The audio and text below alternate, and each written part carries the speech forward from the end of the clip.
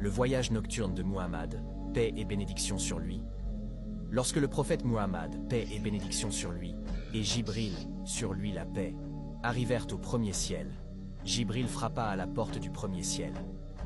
Les anges, qui sont les gardiens des portes, ouvrirent et accueillirent Jibril ainsi que Muhammad.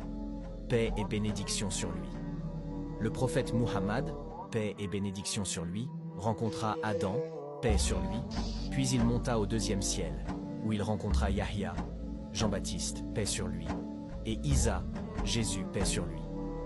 Ensuite, il s'éleva au troisième ciel et rencontra le prophète Yusuf, Joseph, paix sur lui, puis au quatrième ciel avec le prophète Idriss, paix sur lui, et enfin au cinquième ciel, où il rencontra le prophète Aaron, paix sur lui.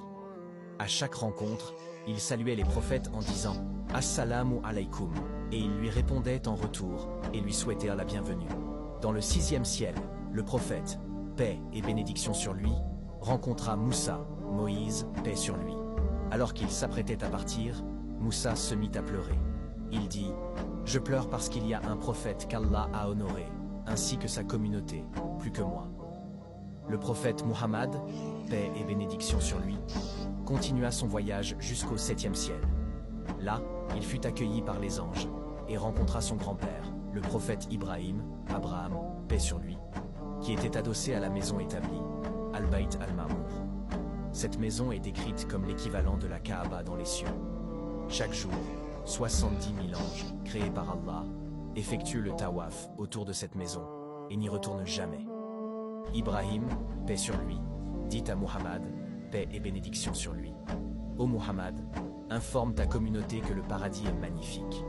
Il est vaste comme une plaine, et sa structure repose sur le souvenir d'Allah. Chaque fois que tu dis Subhanallah, Alhamdulillah, La ilaha illallah, Allahu Akbar, Allah bâtit pour toi une structure dans le paradis. Le prophète Muhammad, paix et bénédiction sur lui, poursuivit son ascension et atteignit Sidrat al-Muntaha, la limite ultime de la création.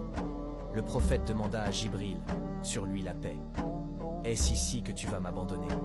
Est-ce ici que tu vas me laisser ?» Jibril répondit, « Ô Muhammad, par Allah, c'est ma limite. Aucun être humain, aucun ange, aucune créature d'Allah n'a jamais franchi cette limite, excepté toi. Alors, avance et continue ton chemin. » Ceci marque la fin de cet épisode. Dans la suite, nous verrons ce qui se passe lorsque le prophète Muhammad, paix et bénédiction sur lui, s'approche d'Allah, le Seigneur de l'univers. Abonnez-vous pour plus de contenu.